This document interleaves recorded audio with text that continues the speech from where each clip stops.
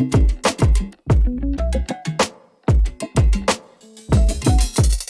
Sobat Merah Kampus TV, kembali lagi di podcast Suara Kampus.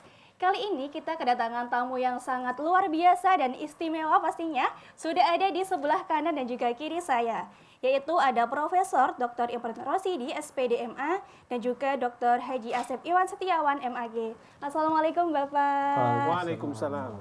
Gimana Bapak ini suasana hatinya bisa bersilaturahmi di UIN Sunan Kudus, terkhususnya di Prodi Manajemen Dakwah.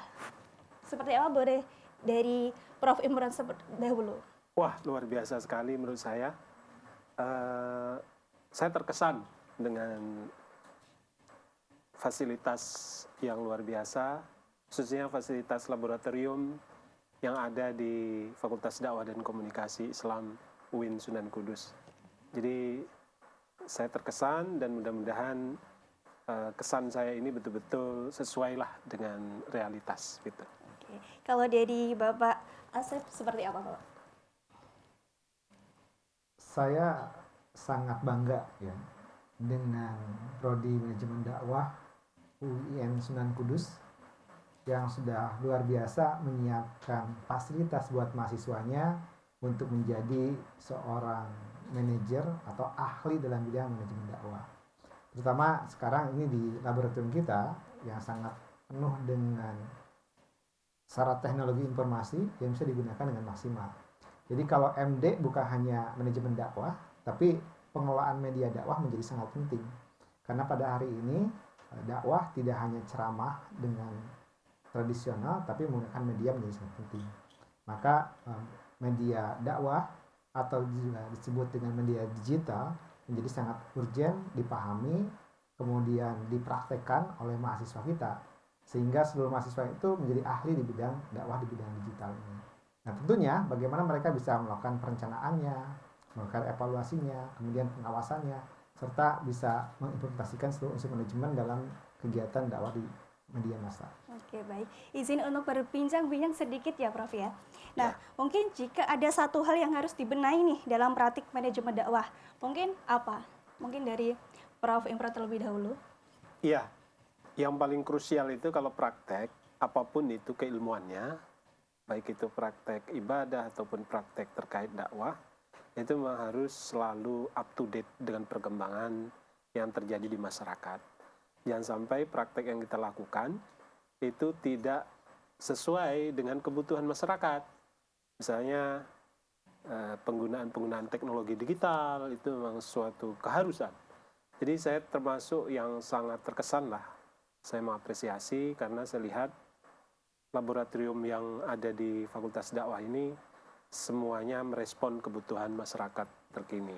Tapi tentu pada wilayah praktek itu harus selalu up to date. Karena memang perubahan sosial itu begitu cepat, termasuk praktek ibadah haji misalnya kan. Ya, misalnya laboratorium haji.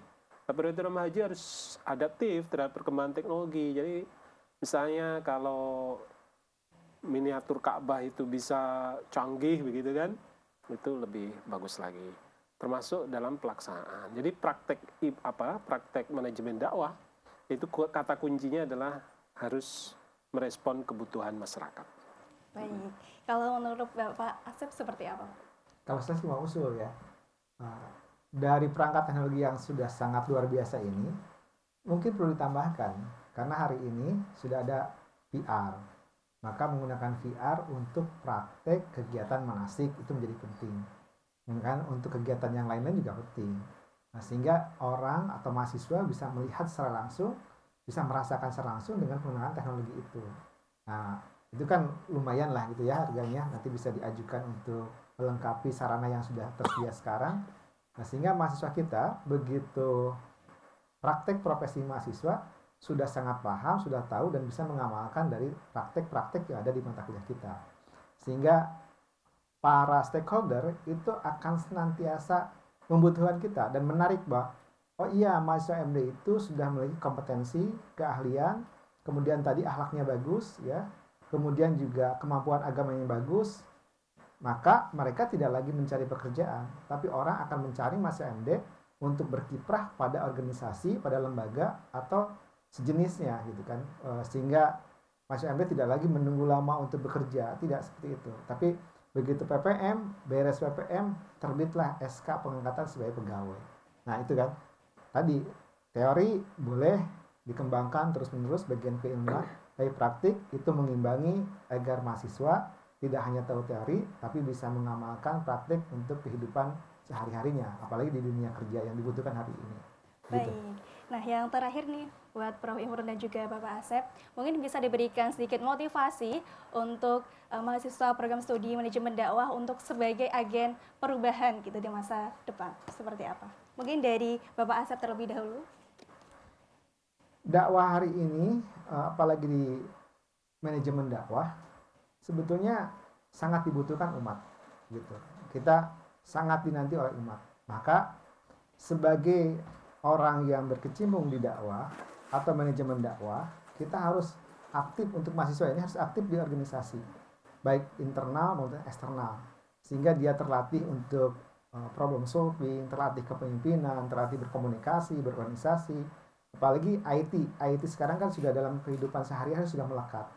Nah, tidak hanya menunggu untuk materi-materi yang di kelas, tapi dia kembangkan diri, terus mencari informasi yang terbaru untuk bagian pengembangan secara mandiri. Itu menjadi lebih penting. Sehingga kalaupun lulus nantinya, mahasiswa MD ini sudah adaptif dengan masyarakat. Dan tak boleh lupa bahwa kita itu dibutuhkan masyarakat. Maka kita harus punya lab atau laboratorium yang langsung bersentuhan dengan masyarakat. Tadi kata Pak Ketua Prodi, Pak Dr. Ahmad Sofi, bahwa kita punya laboratorium bina. Laboratorium bina itu yang langsung dengan masyarakat.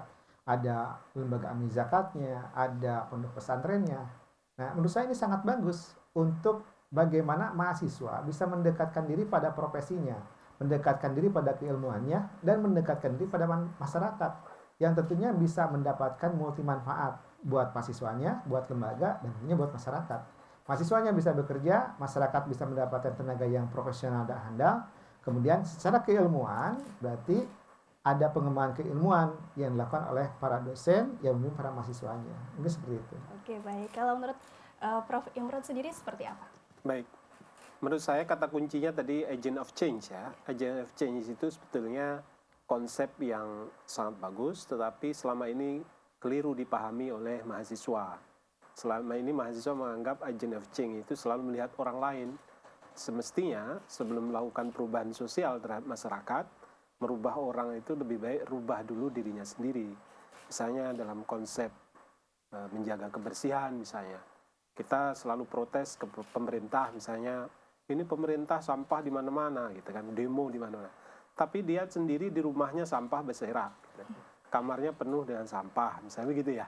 Jadi agent of change itu berangkatnya adalah dari diri sendiri. Perbaiki diri sendiri, rubah dirimu sendiri sebelum merubah orang lain. Itu konsep yang paling krusial menurut saya.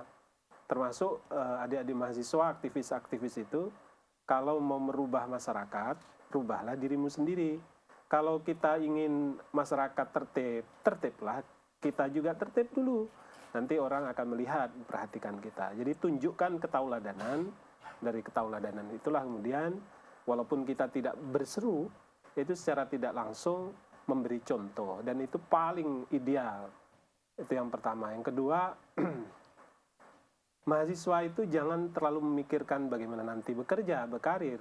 Sekarang itu mahasiswa itu tugasnya adalah menuntut ilmu. Cari ilmu dan pengalaman sebanyak-banyaknya. Insya Allah nanti ketika tamat, pekerjaan akan datang sendiri. Jadi konsepnya dimanapun Anda berada, prodi apapun itu, yang paling krusial adalah meningkatkan ilmu pengetahuan. Dan yang paling penting, meningkatkan ilmu pengetahuan itu harus banyak membaca. Itu kan diajarkan oleh ajaran Islam, Iqra. Membaca itu selalu sering kita tinggalkan. Jadi pesan dua itu saja dari saya. Baik, Masya Allah sekali, sangat menginspirasi perbincangan kita kali ini dengan beliau yang sangat luar biasa. Nah, buat Sobat Menara Kampus TV, terus saksikan podcast Suara Kampus hanya di Menara Kampus TV. Saya Rizky Nur Azizah dan juga segenap kru yang bertugas. Pamit undur diri, wassalamualaikum warahmatullahi wabarakatuh. Waalaikumsalam warahmatullahi wabarakatuh.